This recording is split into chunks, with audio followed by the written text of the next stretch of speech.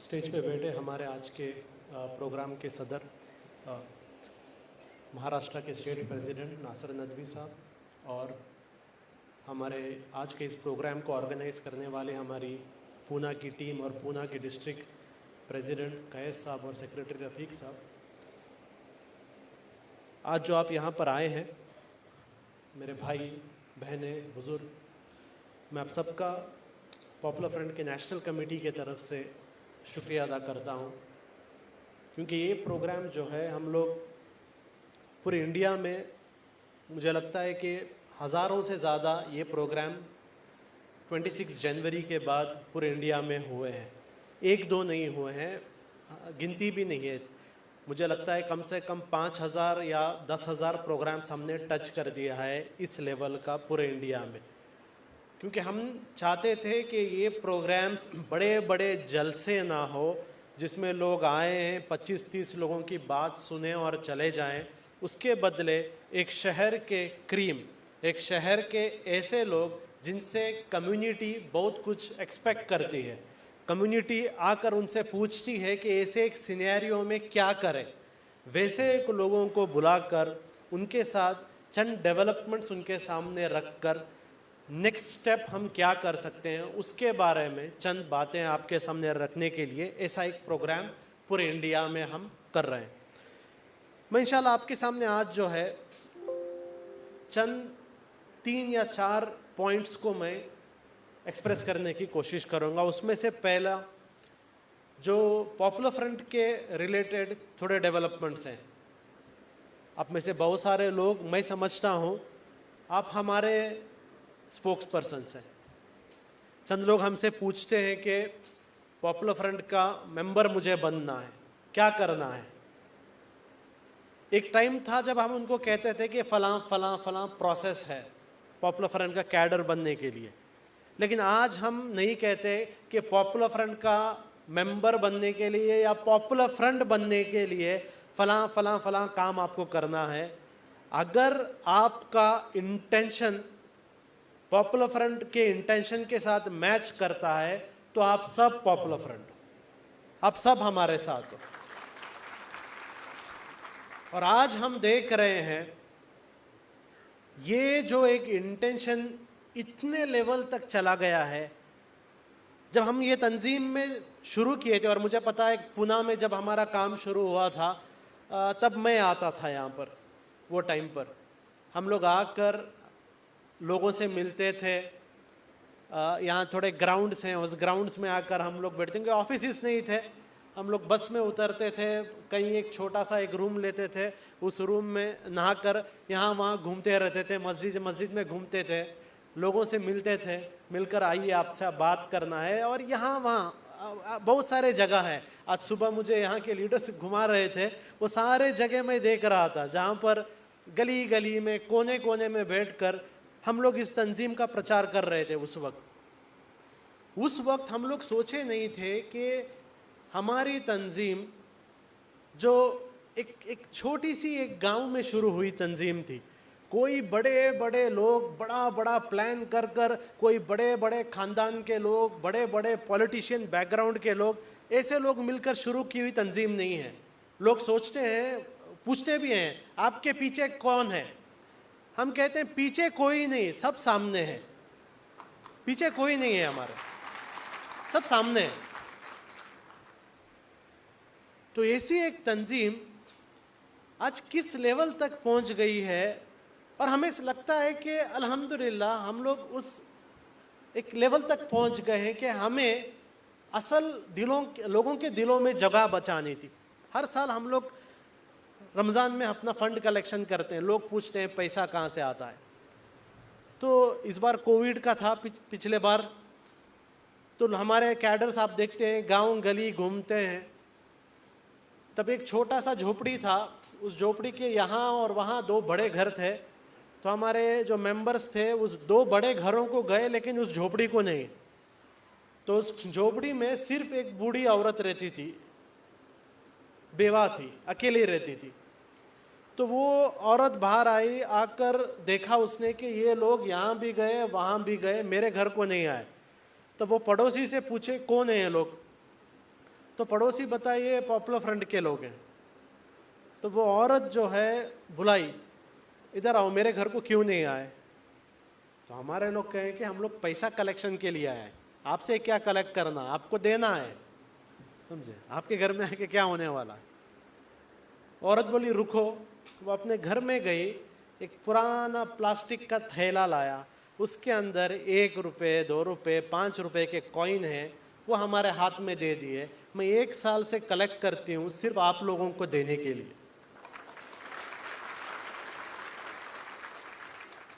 और जब ऐसे लोग हमारे पीछे हैं, मुझे नहीं लगता और कोई चाहिए, और कोई चाहिए नहीं है। हाँ, कोई बड़े बड़े इंडस्ट्रियलिस्ट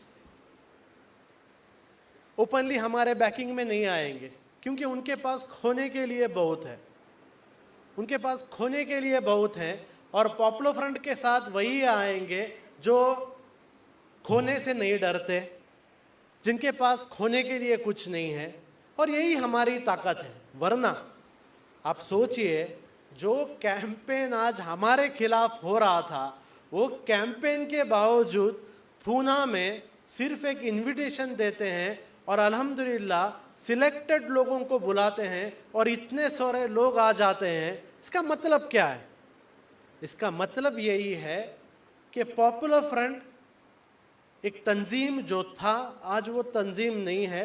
और हम चाहते भी नहीं थे एक तंजीम बनना, क्योंकि शुरू से हम इस ब्रांडिंग के खिलाफ थे। ये मुस्लिम कम्युनिटी के अंदर एक बहुत बड़ी बीमारी थी ब्रांडिंग की। मेरा तंजीम, मेरा ब्रांड, मेरा ये, हम इसको तोड़ना चाहते थे, क्योंकि ब्रांडिंग से कुछ होने वाला नहीं है। चंद लोगों के सिर्फ दुकान चलेंगे और कुछ होने वाला नहीं है ब्रांडिंग से। यहाँ माइंडसेट जरूरी थी और हम चाहते थे किसी भी तरह पॉपुलर फ्रंट को माइंडसेट बनाया जाए। और अल्हम्दुलिल्लाह आज हम देखते हैं ऐसी ऐसी जगह जहाँ पर पॉपुलर फ्रंट नहीं है, लेकिन वहाँ के भी लोग पॉपुलर फ्रंट का एटीट्यूड दिखाते हैं, तब हम समझते हैं कि हमारा काम हो गया, हमारा पैगाम हमने पहुँचा दिया। और जब ये एटीट्यूड हम कम्युनिटी के अंदर पुश कर रहे हैं, आप देख रहे हैं कि ये ऑपोजिशन आ रहा है। चंद लोग पूछते हैं आपके पीछे, अभी अभी लोग आपके पीछे आए नहीं, अभी अभी हमारे पीछे नहीं आए। यहाँ पर बहुत सारे इंटेलिजेंस डिपार्टमेंट के भी लोग रहेंगे, मीडिया के लोग भी रहेंगे, उनको पता है पॉपुलर फ्रंट के पीछे सबसे पहला कैंपेन असल में इंटेलिजेंस ब्यूरो ने शुरू किया था 2011 में।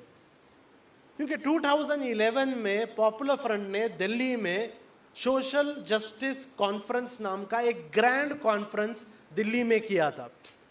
लोग पॉपुलर फ्रंट को साउथ इंडियन तंजीम कह रहे थे, लेकिन ऐसी एक तंजीम जिसको लेबल लगाया जा रहा था ये सिर्फ साउथ में है, वैसी एक तंजीम दिल्ली के रामलीला मैदान में एक ग्रैंड कॉन्फ्रेंस करती है जिसमें लाखों की तादाद में लोग आ जाते हैं। उस वक्त से हम देखते हैं मीडिया में थोड़े इंटेंशन से एक न्यूज़ को पुश किया जा रहा था। वो न्यूज़ था ये लोग सिमी रिग्रुपिंग है, ये सिमी की नई तंजीम है।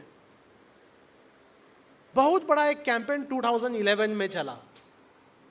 उस टाइम चिदम्बरम इंडिया का होम मिनिस्टर था। कहते हैं कि उन्होंने भी एक मुस्लिम लीडरों की तंजीम, मुस्लिम लीडरों की एक मीटिंग बुलाई दिल्ली में और कहा कि I want to crush popular front. हमें क्रश करने की बात कर रहा था। अब बेचारे खुद क्रश हो रहे हैं, अलग अलग लोग उनके पीछे उनको क्रश कर रहे हैं। तो पूछा क्यों भाई, क्यों पॉपुलर फ्रंट को आप टारगेट करना चाहता है? वो कह रहे थे कि हमें इंटेलिजेंस से इनपुट है और 3 प्रॉब्लम है जिस वजह से हम पॉपुलर फ्रंट को नहीं चाहते। नंबर 1, ये दूसरे मुस्लिम तंजीमों की नहीं है, ये जो है सिर्फ कब्रस्तान, उर्दू, इसके बारे में बात नहीं करती। ये इंडिया में मुसलमानों की सिटीजनशिप राइट्स के बारे में बात करती है, जो बहुत खतरनाक है। अगर मुसलमान सिर्फ अपने उर्दू स्कूल के बारे में बात करें, कब्रस्तान के बारे में बात करें, ऐसी ऐसी कम्युनिटी इशू के बारे में बात करें, कोई प्रॉब्लम नहीं है। वो चॉकलेट है, कभी भी इनके मुंह में डाल के छोड़ सकते हैं हम लोग। लेकिन ये लोग सिटीजनशिप राइट्स के बारे में बात करते हैं। और सेम चीज़ हमारे बारे में ऑक्सफोर्ड यूनिवर्सिटी के एक स्कॉलर ने इंडिया में आकर 4 साल पॉपुलर फ्रंट के ऊपर रिसर्च किया। रिसर्च कर ऑक्सफोर्ड यूनिवर्सिटी में जाकर उसने एक बुक पब्लिश किया। इंडिया में नहीं मिलती है, बहुत महंगी किताब है, 16,000 की किताब है वो बुक, आपको लेकिन ऑनलाइन मिल जाएगी। वो बुक में उसने पॉपुलर फ्रंट के बारे में, डॉक्टर एमरिच जिसका नाम है, उसने हमारे ऊपर रिसर्च करके यही पॉइंट कहा कि ये ऑर्गेनाइजेशन में इन्हें इंडिया में मुस्लिम्स का एक डायनामिक्स चेंज किया। वो डायनामिक ये था कि रिलीजियस इशू से कम्युनिटी को बाहर लेके आकर सिटीजनशिप राइट्स इशू में इन्होंने लाया। तो ये एक बहुत बड़ा चेंज था जो लोग कह रहे थे ठीक नहीं है, इसलिए इन्हें क्रश करना है।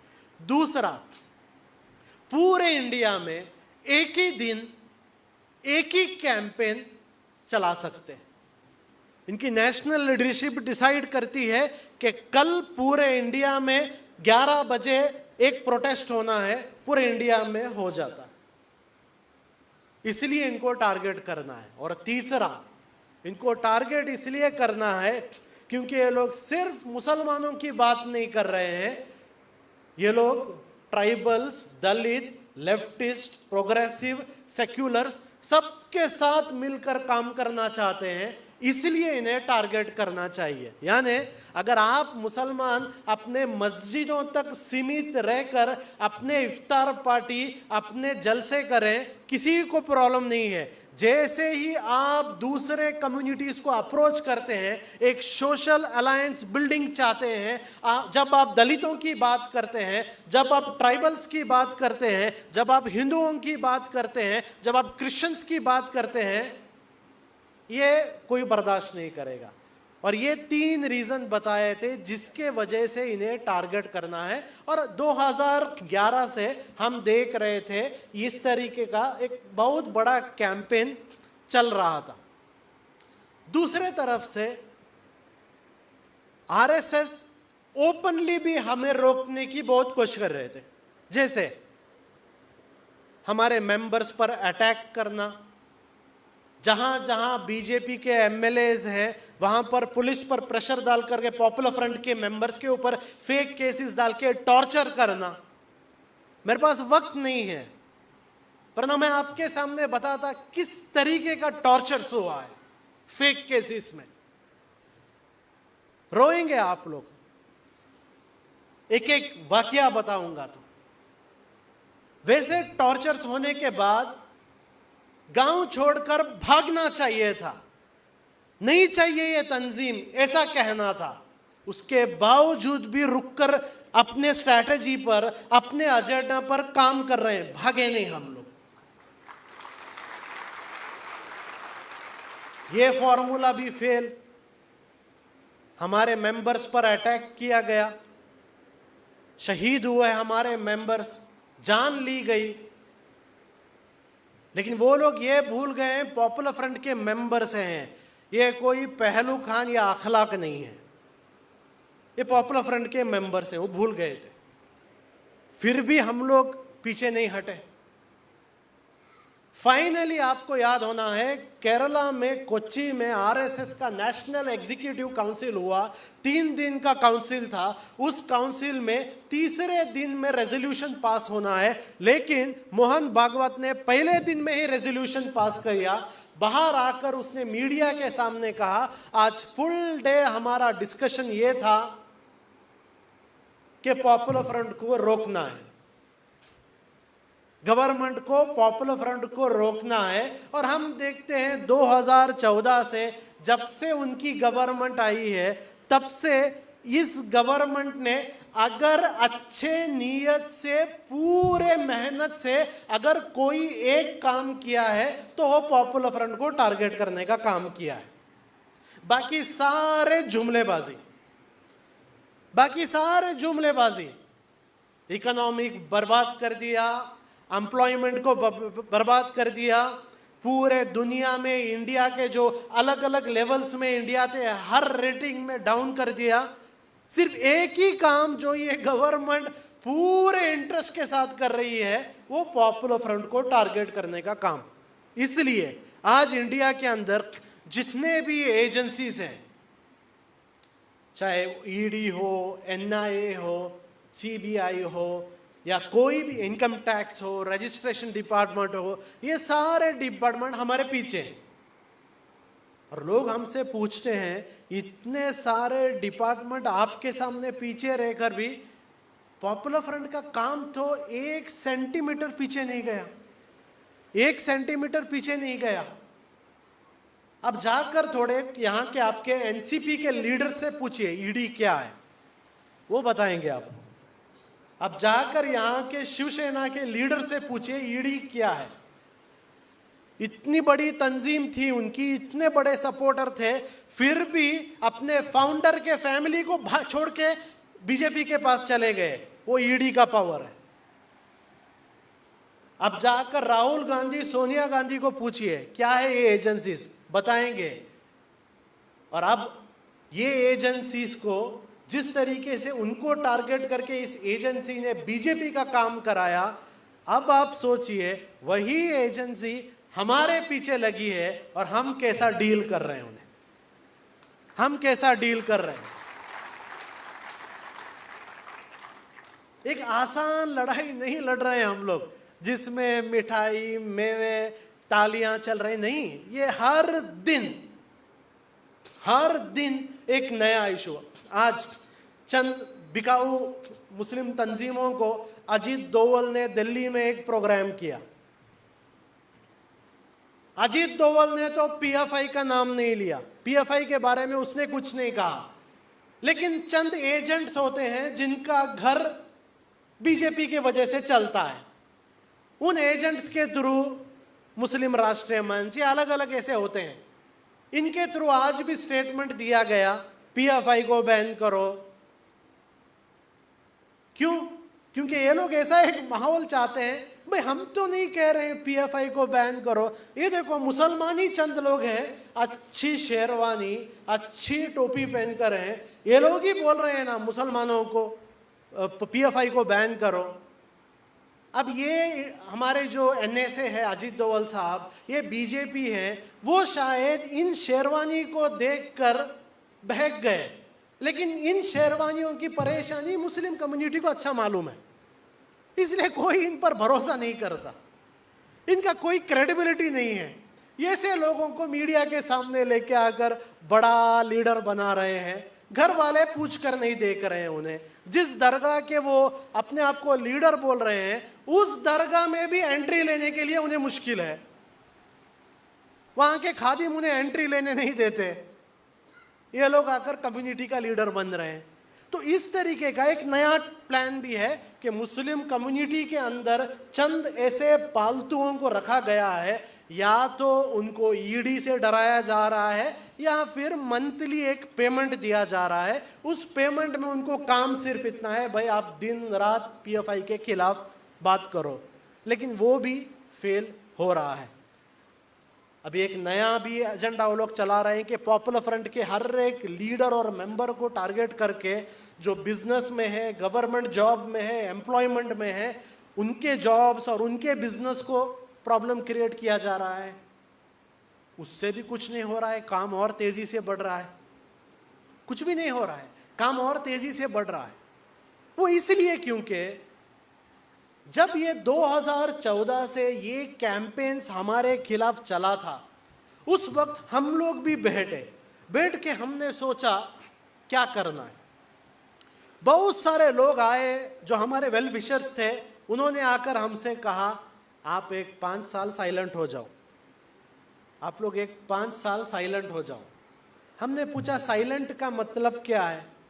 साइलेंट का मतलब कुछ भी मत करो, कुछ भी मत करो, आराम से बैठो। हमने कहा 5 साल साइलेंट रहने से ये प्रॉब्लम सॉल्व हो जाएगा, गारंटी तो नहीं, हो सकता है। हमने 5 साल के बाद वापिस यही गवर्नमेंट आई तो और एक 5 साल खामोश रहो, और एक 5 साल खामोश रहो। हमें ऐसे बहुत सजेशंस मिले। हमने उनसे कहा एक जहाज के लिए, एक कश्ती के लिए सबसे सुरक्षित जगह किनारा होता है। एक जहाज के लिए सबसे सुरक्षित जगह किनारा होता है। लेकिन जहाज किनारों में रुकने के लिए नहीं बनी है।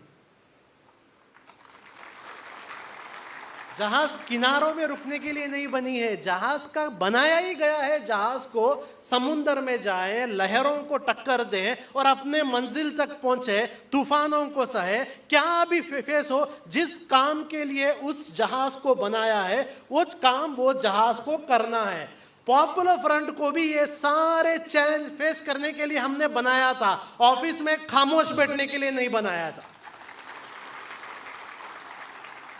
अगर ऑफिस में खामोश बैठना है तो गोली मारो ऐसी तंजीम को। नहीं चाहिए ऐसी तंजीम। क्यों चाहिए तंजीम? ऑलरेडी नहीं है क्या ऑफिस में बैठने वाले तंजीम? और एक तंजीम बनाना ऑफिस में बैठने के लिए। बहुत मीडिया वाले हमसे कंप्लेंट भी करते हैं, पॉपुलर फ्रंट के लीडर्स ऑफिस में नहीं बैठते ना। हम कहते हैं जिस दिन वो ऑफिस में ही बैठेगा उसको लीडरशिप से निकाल देंगे। ऑफिस में बैठने के लिए लीडर नहीं बनाया आपको। घूमो इंडिया, जाओ, लोगों के बीच में रहो।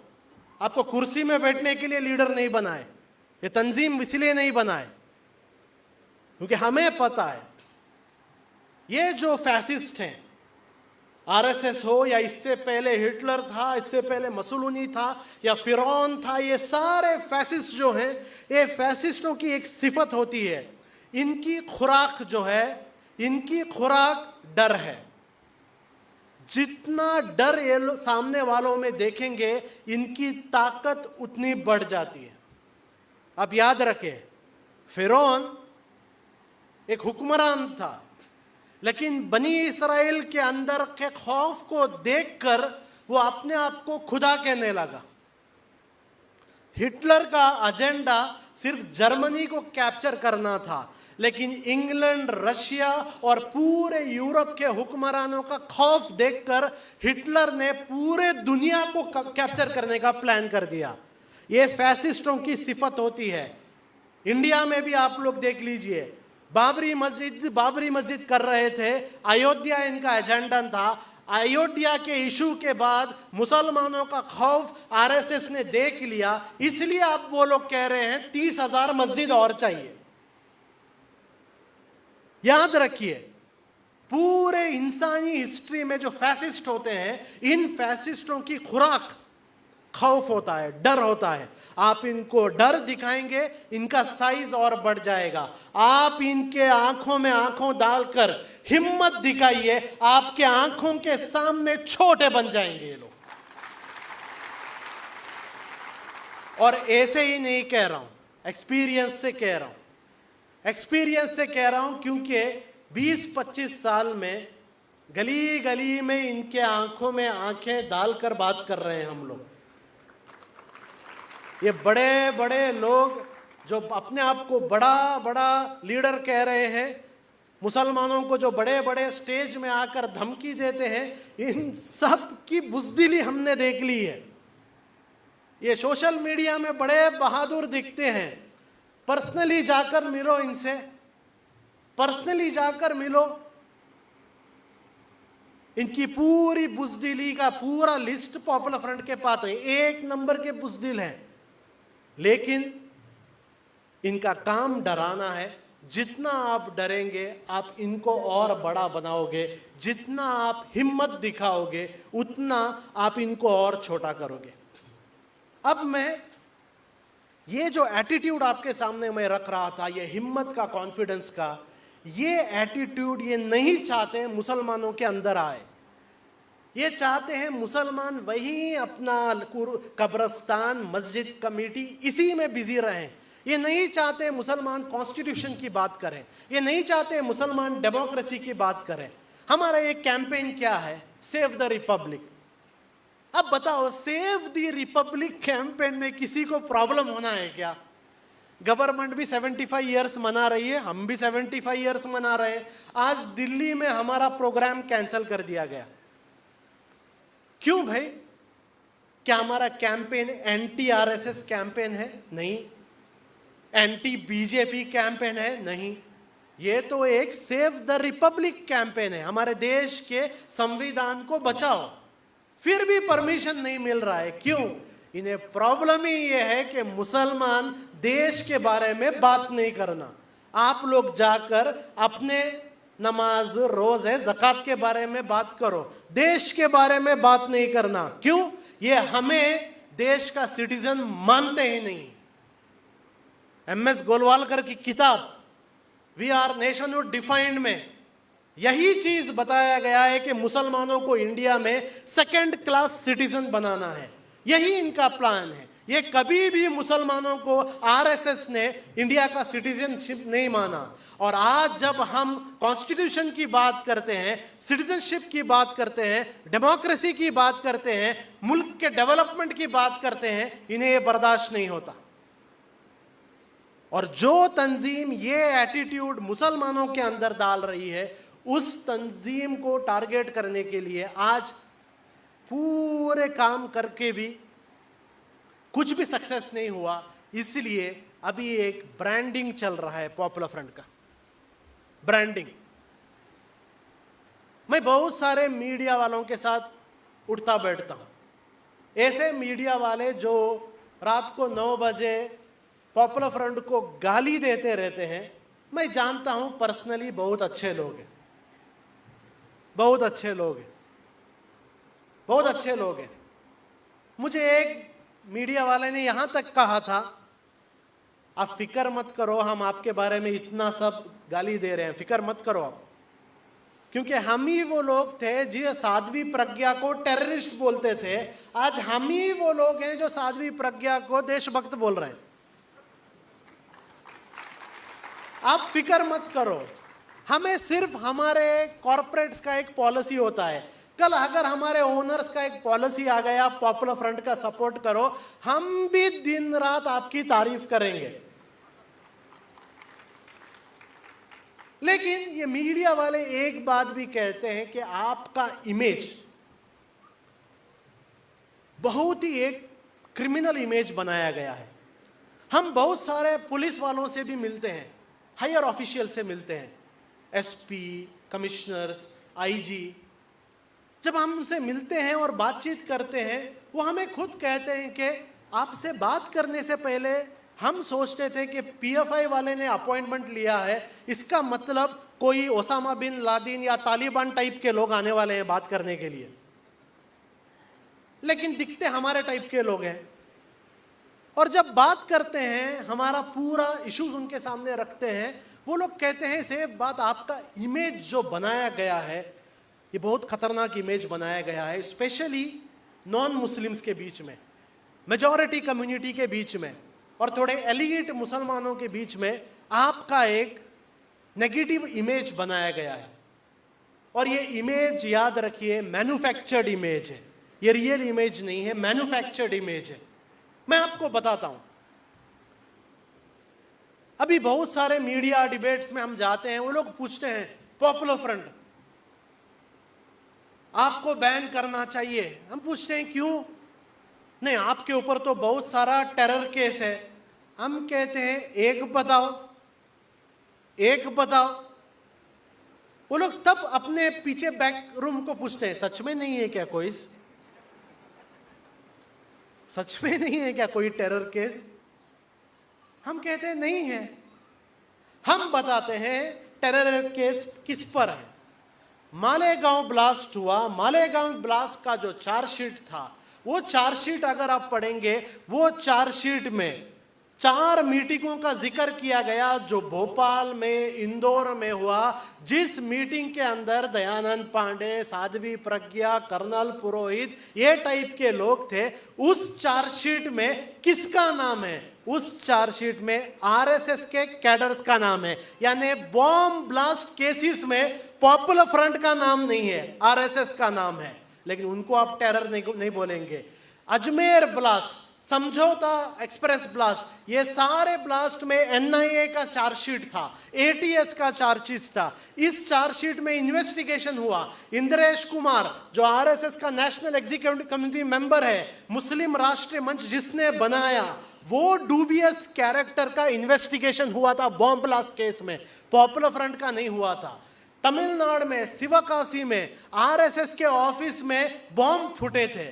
उसके बाद तो वहीं के बस स्टैंड में बॉम्ब फूटे थे। जब पुलिस ने इंक्वायरी किया, पता चला कि वो बॉम्ब ब्लास्ट करने वाला हिंदू मुन्ननी का वहां का जनरल सेक्रेटरी था। हिंदू मुन्ननी यानी तमिलनाडु में आरएसएस को हिंदू मुन्ननी कहते हैं, उसका जनरल सेक्रेटरी था। उसके बाद अगर आप देखेंगे केरला में कन्नूर में आरएसएस के ऑफिस में पुलिस ने रेड किया, ऑफिस के अंदर कंट्री बॉम्ब मिला। एक पुलिस की छोटी सी एक चेक पॉइंट थी, उस चेक पॉइंट पर कंट्री बॉम्ब फेंके गए। जब सीसीटीवी कैमरा से देखा गया, पता चला बॉम्ब फेंकने वाला एक आरएसएस का मेंबर था। ये सारे टेरर चार्जशीट में जिस संगठन का नाम है वो टेरर नहीं है, और ऐसी तंजीम जिसके ऊपर कोई टेरर केस नहीं वो टेररिस्ट है। आप समझिए, ये है इमेज मेकिंग। इस तरीके का इमेज बनाया जाता है। फिर वो लोग कहते हैं ओके चलो भाई, टेरर केस तो नहीं है लेकिन क्रिमिनल केस तो है। क्रिमिनल केस है। हम पूछते हैं क्या क्रिमिनल केस है? नहीं, कोई एक टीजे जोसेफ का हाथ आपके मेंबर्स ने काट लिया, पॉपुलर फ्रंट ने हाथ काटा, क्योंकि वो तालिबान स्टाइल में पॉपुलर फ्रंट हाथ काटना चाहते थे। हमने कहा आपको टीजे जोसेफ का केस पता है? पता है। कोर्ट ने क्या जजमेंट दिया?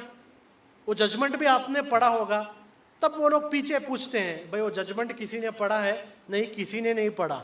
उस जजमेंट में जज कहता है ये एक क्राइम, एक लोकल क्राइम था, लोकल लोगों ने किया और popular front as a organization इसमें इन्वॉल्व नहीं था। लेकिन ये आपको बताया नहीं जाएगा। नारात में आप लोगों ने एक कैंप किया, पहले बताया गया टेरर कैंप है, फिर पूछे टेरर कैंप है तो वहां पर बॉम्ब मिलने चाहिए ना, मिले क्या? नहीं, हमें बॉम्ब नहीं मिले, हमें एक बाल्टी मिला, हो सकता है इस बाल्टी में बॉम्ब बनाया जा सकता था। यही मिला, बाल्टी मिले।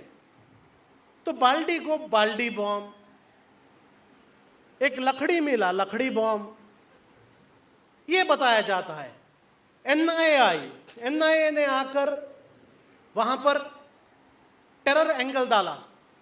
लेकिन जब केरला के हाई कोर्ट में गए, केरला की हाई कोर्ट ने उस नाराज केस से यूएपीए को निकाल दिया। एनआईए बहुत नाराज हो गई, एनआईए सुप्रीम कोर्ट को गई, सुप्रीम कोर्ट ने भी एनआईए की बात नहीं मानी, सुप्रीम कोर्ट ने भी यूएपीए को निकाल दिया, क्योंकि सुप्रीम कोर्ट और एनआईए का मानना था इसमें कोई भी टेरर एंगल नहीं है। लेकिन ये चीज कोई नहीं बताता, कोई नहीं बताता। उस केस में आर्म्स एक्ट डाले गए क्योंकि वहां पर लाठियां मिली। और मैं कहता हूं लाठियां मिली तो हर आरएसएस वाले के घर में जाओ, कपड़े से ज्यादा लाठियां मिलेंगी, लाठियां मिलेंगी, तलवारें मिलेंगी। तो देखिए, एक चीज बताया जाता है, उसके बाद बताया नहीं चाहता। फिर कहते हैं नहीं, इंडिया में जहां दंगे होते हैं आपका नाम आता है। कहां आता है थोड़ा बताइए? खरौली में, खरगोन में, जहांगीरपुरी में आपका नाम आया, ऐसा है क्या? अच्छा है। कितने पॉपुलर फ्रंट के मेंबर्स अरेस्ट हुए? ये 3 जगह। बहुत होके रहेंगे। नहीं, कितने हुए? 0 0। खरौली में आपने किया, लेकिन एफआईआर में पीएफआई का नाम नहीं, आरएसएस का लोकल शाखा प्रमुख का नाम है, वो कोई आपको नहीं बताएगा। खरगोन में बीजेपी के लीडर्स ने आकर पॉपुलर फ्रंट ने किया है, एक भी पॉपुलर फ्रंट लिंक सामने वहां पर नहीं आया। जहांगीरपुरी में पॉपुलर फ्रंट ने किया, कहीं पर भी पीएफआई का नाम नहीं। मैं आपको बताता हूं ये पीएफआई लिंक कैसे आता है। अब गौर से देखिए, चंद न्यूज एजेंसीज हैं इंडिया में, कहीं पर भी कुछ होता है पुलिस का एक प्रेस कॉन्फ्रेंस होता है, और उस प्रेस कॉन्फ्रेंस में पुलिस पीएफआई का नाम नहीं लेती। लेकिन चंद जर्नलिस्ट पूछते हैं सर इसमें पीएफआई लिंक है क्या? तब वो पुलिस वाला बोलता है हम इंक्वायरी कर रहे हैं। बस पीएफआई लिंक की इंक्वायरी। अगर आप वहां पर पूछते हैं सर इसमें आरएसएस लिंक है क्या, तब भी पुलिस वही बोलता इंक्वायरी चल रही है, इंक्वायरी चल रही है। तो इसका दूसरा एंगल नहीं बताया जा रहा है। अब मैं आपको बताता हूं क्रिमिनल केसेस का। नहीं, बहुत सारे क्रिमिनल केसेस में आपका नाम है क्या? बताता हूं। 1969 से लेकर केरला के अंदर 400 से ज्यादा पॉलिटिकल मर्डर्स हुए हैं। उसमें सीपीएम के लोग कहते हैं कि 240 से ज्यादा सीपीएम वर्कर्स को आरएसएस के लोगों ने मारा। और आपको यह भी बताता हूं, जिन सीपीएम वर्कर्स को आरएसएस के लोगों ने मारा वो सीपीएम वर्कर्स मुसलमान नहीं थे, हिंदू थे। हिंदुओं के मर्डर में आरएसएस का नाम है, लेकिन ये लोग क्रिमिनल नहीं होते। कर्नाटका के अंदर एक एमपी है, उस एमपी ने एक लिस्ट बनाया कि कर्नाटका के अंदर 24 संघ परिवार वालों को पॉपुलर फ्रंट ने मर्डर किया। हमने पूछा वो लिस्ट दो। वो लिस्ट जाकर चेक करने में उसमें जो आदमी मरा हुआ था वो जिंदा है, बेचारा काम कर रहा है, लेकिन इनके लिस्ट में मरा हुआ है।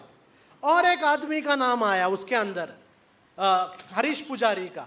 कहने लगे हरीश पुजारी मर गया, बीजेपी के लीडर्स आके बताए पीएफआई एंगल, पता चला बहन ने ही मर्डर किया। प्रवीण पुजारी का मर्डर हुआ और बीजेपी का कार्यकर्ता, पीएफआई, पता चला हिंदू जागृति वेदिके वालों ने मर्डर किया। विनायक बालिगा का मर्डर हुआ, पीएफआई, पता चला बजरंग दल के लोगों ने मर्डर किया। लंबा लिस्ट है। मुसलमानों का तो अलग है, मुसलमानों का इकबाल, अब्दुल जब्बार, सलाहुद्दीन, निजाम, शान, लंबा लिस्ट है। सारे लिस्ट में आरएसएस का इन्वॉल्वमेंट है, लेकिन इसको कोई भी क्रिमिनल नहीं कहते। कोई मीडिया, और आप देखते भी होंगे जब हम मीडिया से पूछते हैं बट साइलेंट। क्यों? ऊपर से ऑर्डर है, ये नहीं पूछना है। क्योंकि अगर आरएसएस के क्राइम के बारे में पूछना शुरू करेंगे, ये तार कनेक्ट होती क्रिमिनल चार्जशीट में प्राइम मिनिस्टर का नाम भी था गुजरात में। पॉपुलर फ्रंट में एक भी तड़ी पार नहीं है, याद रखिए, एक भी तड़ी पार नहीं है। हमें पता है तड़ी पार कहां पर है, तो जहां पर तड़ी पार है वो क्रिमिनल नहीं।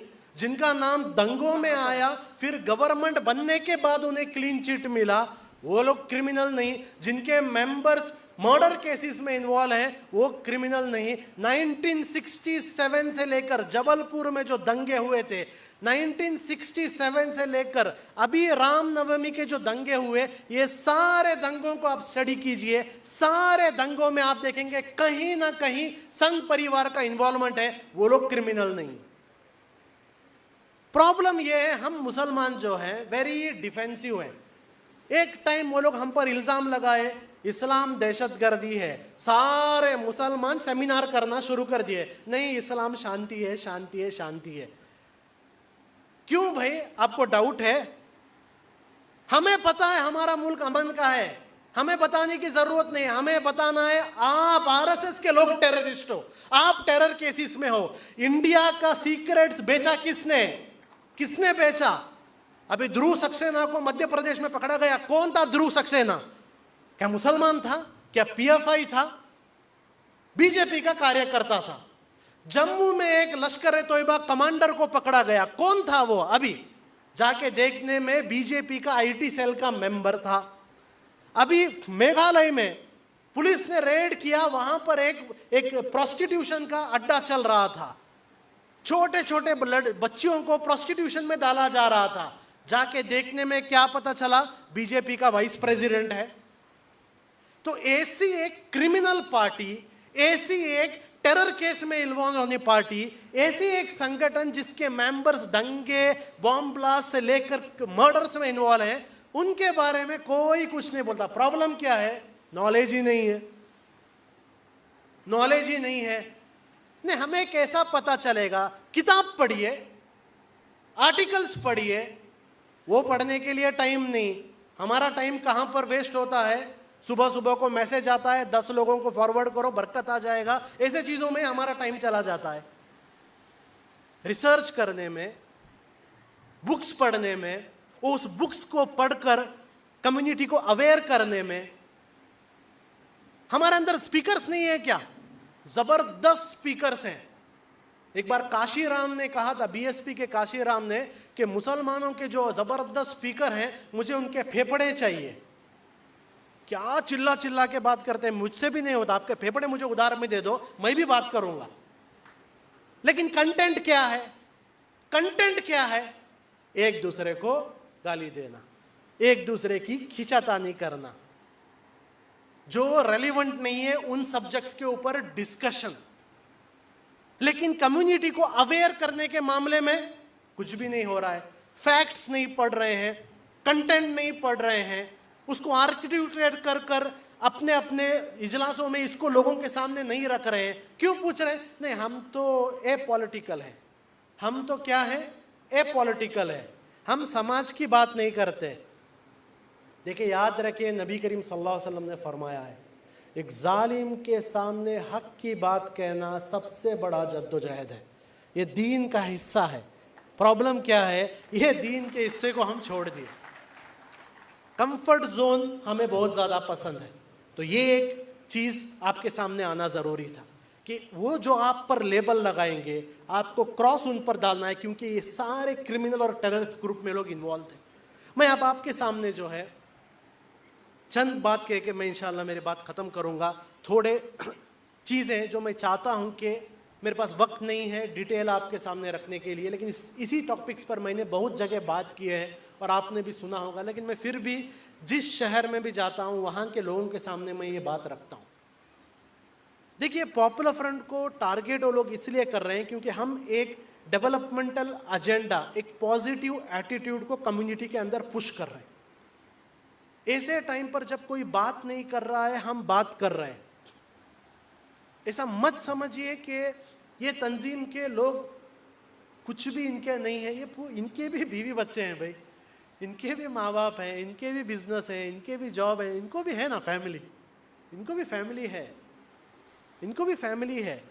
फिर भी इस मुल्क के एक सिनेरियो में जब अथॉरिटेरियनिज्म की तरफ हमारे डेमोक्रेसी को पुश किया जा रहा है, हम लोग हमारी जिम्मेदारी समझ के बात कर रहे हैं।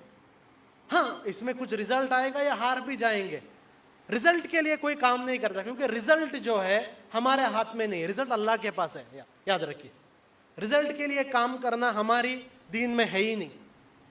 हम रिजल्ट देख के काम नहीं करते, हम सिर्फ और सिर्फ काम करते हैं, काम करते हैं, काम करते हैं। रिजल्ट अल्लाह के पास है, चाहिएगा देगा, नहीं चाहेगा नेक्स्ट नस्ल को देगा, बस ये अल्लाह की सिफत है।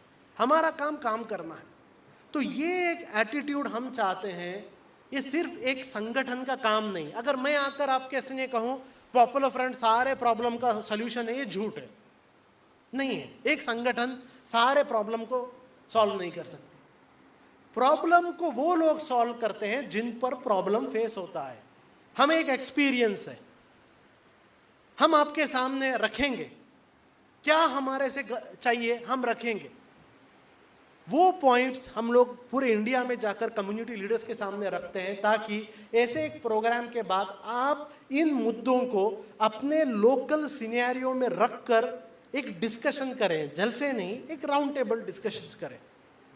इसमें नंबर 1 जो चीज़ है, आने वाले दिनों में जो 3 तरीके के प्रॉब्लम्स हम देख रहे हैं, जो अलग अलग पॉलिसीज गवर्नमेंट बनाने वाली है, वो पॉलिसीज दिखने में जनरल पॉलिसीज होते हैं, लेकिन उन पॉलिसीज का इम्प्लीमेंटेशन जो है स्पेसिफिकली एंटी मुस्लिम इस्तेमाल किया जाता है।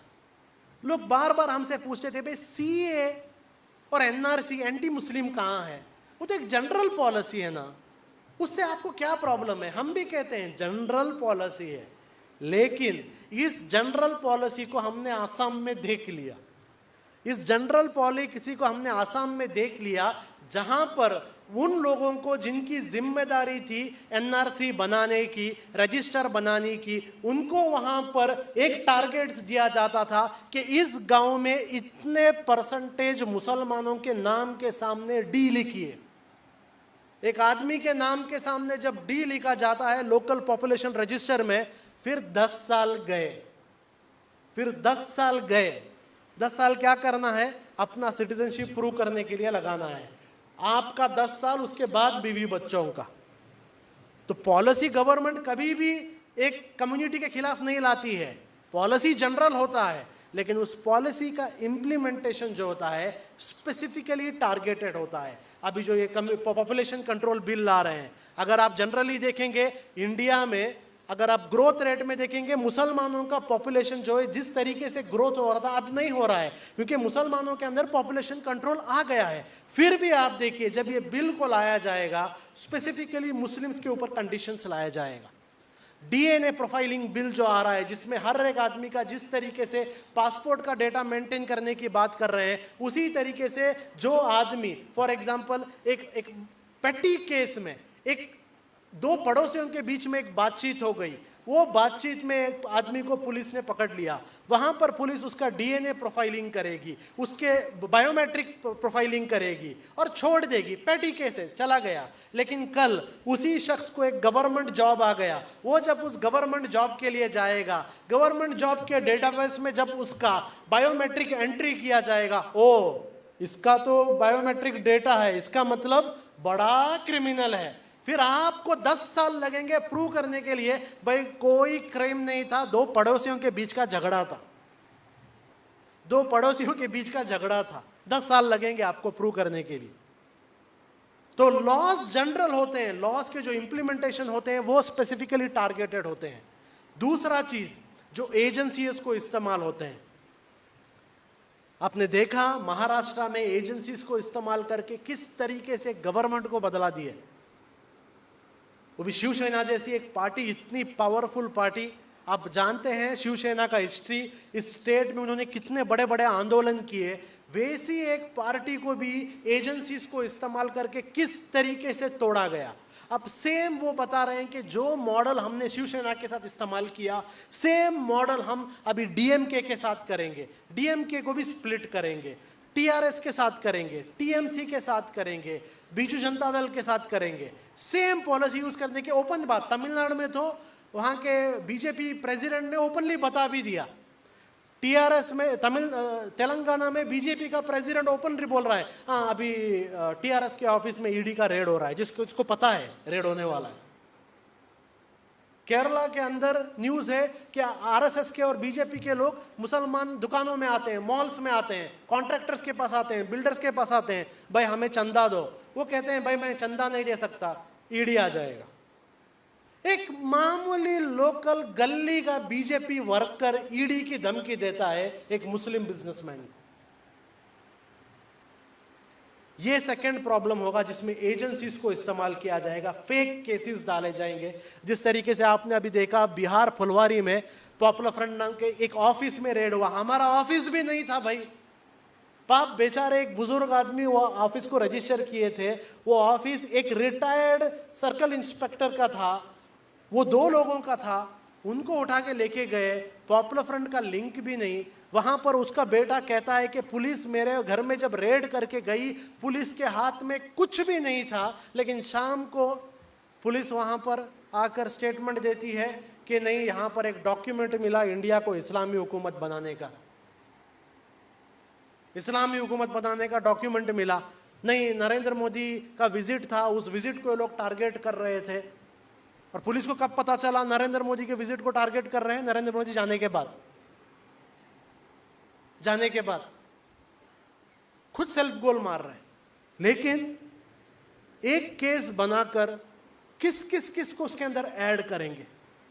महाराष्ट्र में आप लोगों ने देखा कि यहां पर एक टाइम पर एटीएस के ऊपर जब प्रेशर था, किस तरीके से एटीएस ने एक कोई भी केस में, अब्दुल वाहिद का एक केस अभी सामने आया है जिसमें उसे एक रिहा कर दिया गया है, मुमरा का। आप वो अगर किताब पढ़ेंगे, द डीप स्टेट नाम का एक किताब है, वो किताब अगर आप पढ़ेंगे आपको डिटेल पता चलेगा किस तरीके से बेकसूर लोगों को यहां वहां से लेके आकर केस में भरा गया, सिर्फ और सिर्फ पॉलिटिकल प्रेशर को सेटिस्फाई करने के लिए।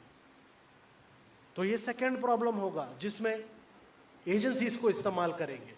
और तीसरा प्रॉब्लम जो मेरे से पहले अभी नासर साहब ने आपके सामने रखा कि ये जो यहां वहां धर्म संसद कर रहे हैं, और उस धर्म संसद में ओपनली क्या क्या बात कर रहे हैं, इतने लाख मुसलमानों को मार दो, इतने लोगों का रेप कर दो, क्या है भाई ये?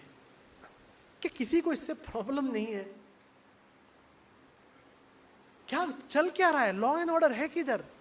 उनको ना तो अरेस्ट किया जाता है, अरेस्ट करेंगे तो दूसरे दिन बेल में छोड़ दिया जाता है। इसका मतलब क्या है? आप ऐसा समझते हैं क्या ये अलग अलग बेकार लोग यहां वहां बैठकर ऐसा स्टेटमेंट दे रहे हैं? नहीं, ये आरएसएस के नागपुर ऑफिस से एक प्लान्ड स्ट्रैटेजी है कि अभी वक्त आ गया है कि जेनोसाइड के बारे में बात करना शुरू करना है, और ये इंस्ट्रक्शन आरएसएस के ऑफिशियल लीडर्स ओपनली नहीं बोल सकते, इसलिए वो लोग ऐसे फ्रिंज एलिमेंट्स के मुंह से बोलने लगाते हैं और कहते हैं आप फिक्र मत करो, आपको प्रोटेक्शन हम करेंगे, आप पर केस नहीं होगा, आपको पुलिस टच नहीं करेंगी, वो जिम्मेदारी हमारी, लेकिन आप वो बात बोलो जो हम नहीं बोल सकते। तो आप ये मत समझिए कि जो यहां वहां बेकार चंद लोग क्या क्या जेनोसाइड की बात कर रहे हैं, ऑल ऑफ अ सडन नहीं आया। एक वेल प्लान्ड इंस्ट्रक्शन गया है कि एक माहौल बनाओ, क्योंकि देखिए कुछ भी एक काम करने से पहले उस काम को नॉर्मलाइज करना पड़ता है, नॉर्मल बनाना पड़ता है। नॉर्मल हो गया उसके बाद लोग कर दिए, किसी को उससे प्रॉब्लम नहीं होता। तो ये जो एंटी मुस्लिम जेनोसाइड की जो बातें चल रही है, this is basically normalization of genocide, और ये चल रहा है। और इसका एक छोटा मिसाल आपने अभी रामनवमी और दूसरे वक्त में आपने देखा, मैं आपको उसका एक एनालिसिस बताता हूं। पूरे इंडिया में ये जो रामनवमी में जो दंगे हुए, ये पूरे दंगे में आप पुलिस का एफआईआर देख लीजिए या फिर मीडिया का रिपोर्ट से ले लीजिए, सारे दंगे एक ही पैटर्न से शुरू हुए। एक प्लान के साथ एक टीम वहां पर मुस्लिम मोहल्लों को आता है, डीजे में एकदम प्रोवोकेटिव सॉन्ग्स लगाते हैं, पत्थरबाजी होते हैं, जो लोग रैली करने के लिए आए वो लोग भाग जाते हैं, पीछे एक टीम होता है जो आकर दुकानों को जलाता। खरौली में भी यही हुआ, खरगोन में भी हुआ। एक वेल प्लान्ड, यहां तक कि आप देखेंगे गोवा जहां पर कम्युनल हिस्ट्री का, कम्युनल वायलेंस का हिस्ट्री भी नहीं है, वहां भी ऐसा हुआ। और गोवा के जो हिंदूज हैं वो लोग कह रहे हैं भाई उस रैली में हम तो नहीं थे। जब वहां के लोकल हिंदूज नहीं थे तो कौन आया रैली में? राजस्थान में खरौली में भी आप देखेंगे, खरौली के जो हिंदूज हैं वो लोग बोल रहे हैं भाई हम तो इतने सालों से मुसलमानों के साथ रह रहे हैं, हमने तो नहीं किया। तो कौन आया? एक प्लान्ड तरीके से बनाया जा रहा है।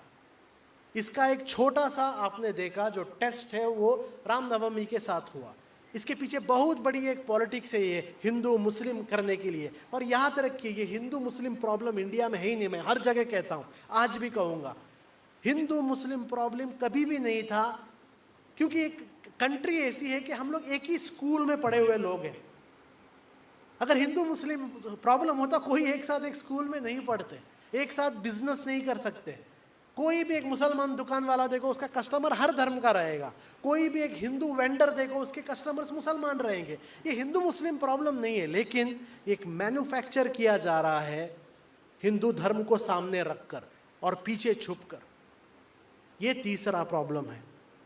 अब मैं ये प्रॉब्लम आपके सामने, मैं आपके सामने वाकयात नहीं रखूंगा, यहाँ ये हुआ वहाँ हुआ, नहीं, मैं आपके सामने इसकी जो बैकग्राउंड मैं इसलिए रख रहा हूँ क्योंकि मैं चाहता हूँ, और आज के हमारे प्रोग्राम का एक टेक अवे, लोग पूछते हैं करना क्या है, मैं आपसे कहता हूँ बड़ी बड़ी बातें मत कीजिए, इंडिया में स्टेट में छोड़ दीजिए। लोकल आपके पूना सिटी में क्या आप लोगों ने सीरियसली बैठकर ऐसे एक इशू के बारे में डिस्कस किया? क्या मुसलमानों की एक टीम ने जाकर पुलिस के साथ बैठकर पुलिस के साथ डिस्कस किया कि सर इस तरीके से इश्यूज चल रहे हैं, किस तरीके से इस इशू के बारे में काम करना है? क्या मुसलमानों ने मिलकर एक टीम बनाकर, अलग अलग कास्ट हिंदूज हैं, दलित्स हैं या ओबीसीज हैं या मराठास हैं, अलग अलग कास्ट लीडरों के साथ बैठकर इसके बारे में डिस्कशन किया? नहीं किया। क्यों? क्योंकि this is not part of our agenda.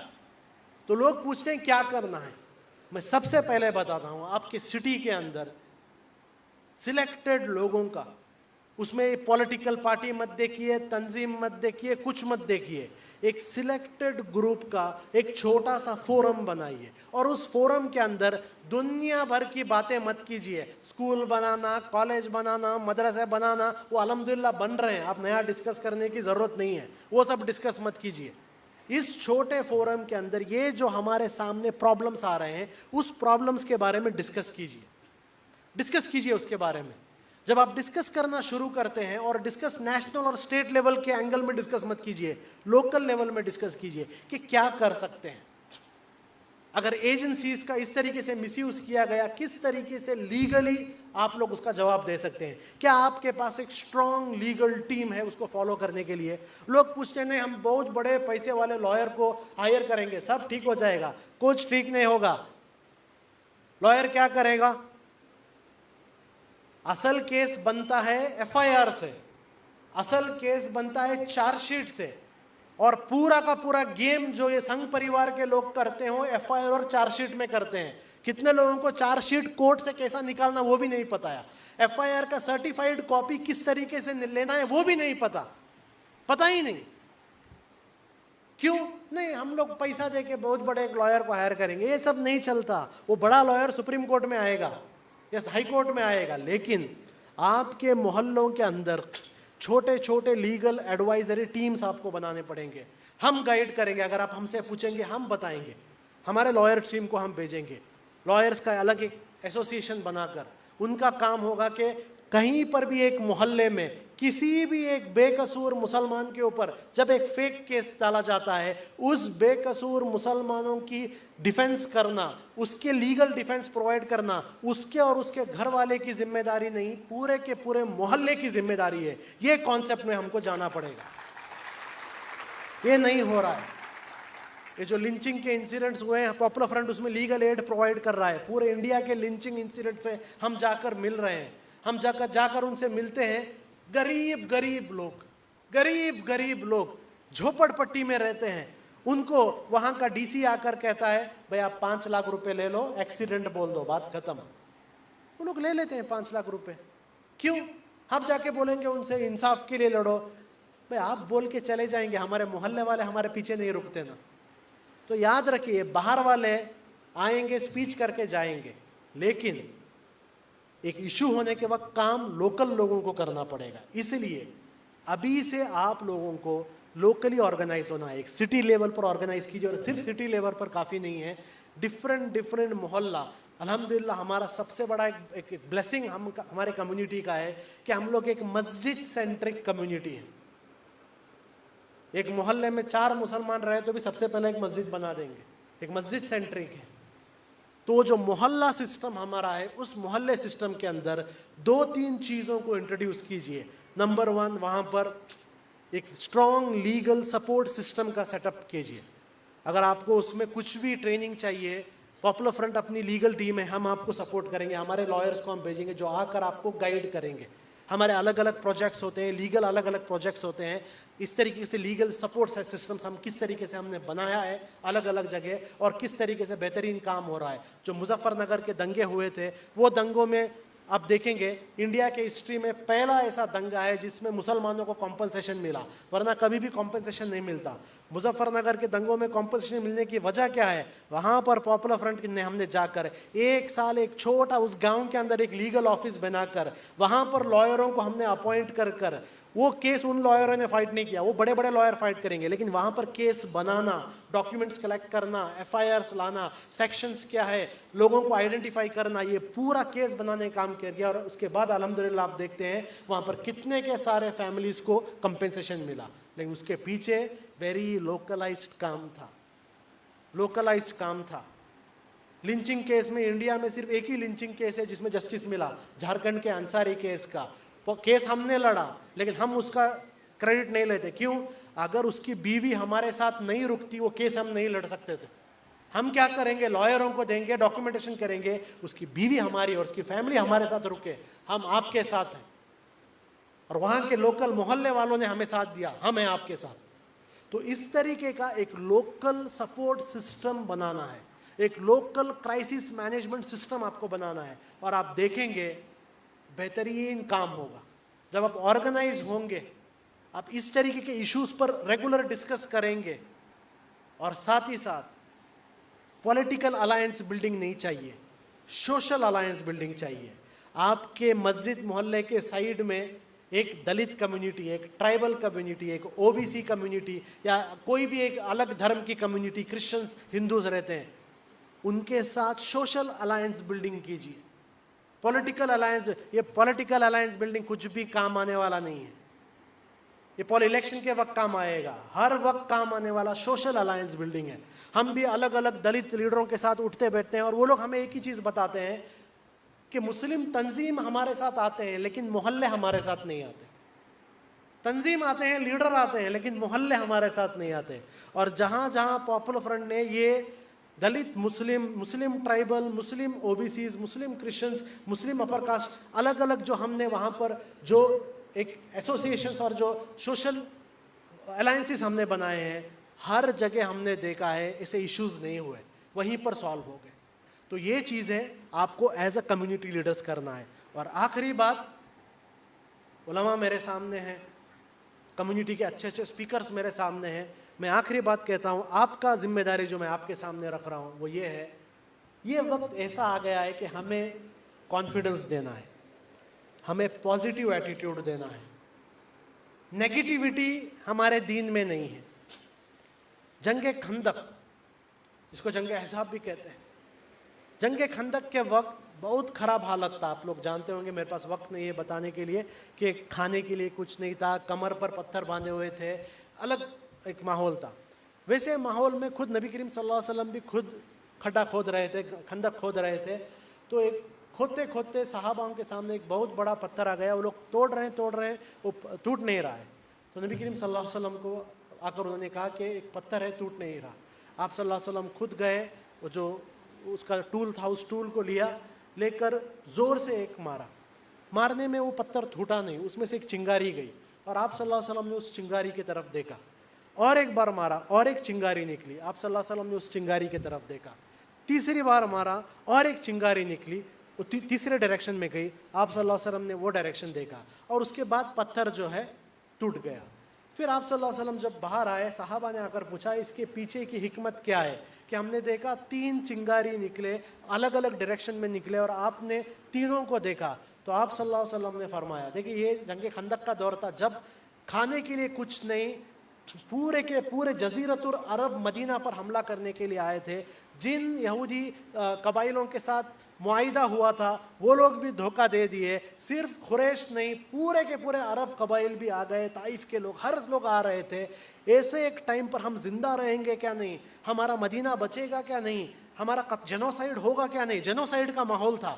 वैसे टाइम पर जब हर कोई मायूस था और खंदक खोद रहे थे, वैसे एक मायूसी के टाइम पर सहाबा आकर पूछते हैं आप सल्लल्लाहु अलैहि वसल्लम से कि ये 3 चिंगारी की हिकमत क्या है। आप सल्लल्लाहु अलैहि वसल्लम ने फरमाया, जो पहली चिंगारी को मैंने देखा, मुझे अल्लाह सुब्हान ताला ने किसरा के महल दिखाए, यानी मुझे ईरान और पर्शिया दिखाए।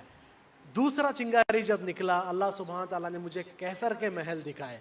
तीसरा चिंगारी जब निकला, जब उसके तरफ मैंने देखा, अल्लाह सुब्हान ताला ने मुझे एबेसिनिया के सफ़ेद महल दिखाए। उस वक्त के 3 सबसे बड़े पावर्स जो थे, कैसर, किसरा और एबेसिनिया का जो एक बहुत बड़ा हुकूमत था, वो 3 हुकूमत मुझे अल्लाह सुब्हान ताला ने दिखाए। इसका मतलब क्या, हमारी कहानी यहाँ ख़त्म होने वाली नहीं, ये सारे हमारे कंट्रोल में आने वाले हैं। आप सोचिए, ऐसे एक मायूसी के टाइम पर, वैसा दौर हम पर नहीं आया अभी तक, वैसे एक मायूसी के टाइम पर, वैसे एक खौफ के टाइम पर, वैसे एक जेनोसाइड के टाइम पर नबी करीम सल्लल्लाहु अलैहि वसल्लम वहाँ पर भी कम्युनिटी को क्या कर रहे हैं, पॉजिटिविटी दे रहे हैं। तो मैं भी, मेरे सामने बैठे जो उलमा हैं, मेरे सामने बैठे जो स्पीकर्स हैं, मेरे सामने बैठे जो कम्युनिटी लीडर्स हैं, मैं आप लोगों से दरख्वास्त करता हूँ कि ये टाइम है डराने का टाइम नहीं है, ये टाइम कॉन्फिडेंस देने का टाइम है। ये टाइम बड़ी बड़ी बातें करने की नहीं है, वेरी वेरी प्रैक्टिकल स्टेप्स लेने का है। लोगों को वेरी पॉजिटिव एटीट्यूड लाना है। इस देश में हमारा जो एक बड़ा रोल है, इस देश को बिल्ड करने में जो हमारा बड़ा रोल है, जो हमारा पास्ट है और जो हम फ्यूचर में इस देश को एक ऊंचाई तक लेके जाने में मुसलमानों का जो कंट्रीब्यूशन है, उस कंट्रीब्यूशन में मुस्लिम कम्युनिटी को लाना, एक पॉजिटिव एटीट्यूड लाना। और ये जो संघ परिवार के साजिशें, ये जो इनके साजिशें, ये साजिशें करते रहेंगी, लेकिन अगर हम पूरी हिम्मत के साथ, कॉन्फिडेंस के साथ, अकल के साथ और डेमोक्रेटिक और कॉन्स्टिट्यूशनल के लेवल में रुककर अगर हम लोग काम करेंगे, इंशाअल्लाह ऐसे बड़े बड़े चैलेंज आए, वो चैलेंज मिट भी गए, इंशाअल्लाह हम लोग आगे जाएंगे। बस ये बात कहकर मेरी बात मैं ख़त्म करता हूँ। वाक़िर दाना अल्हम्दुलिल्लाहि रब्बिल आलमीन। अस्सलामु अलैकुम।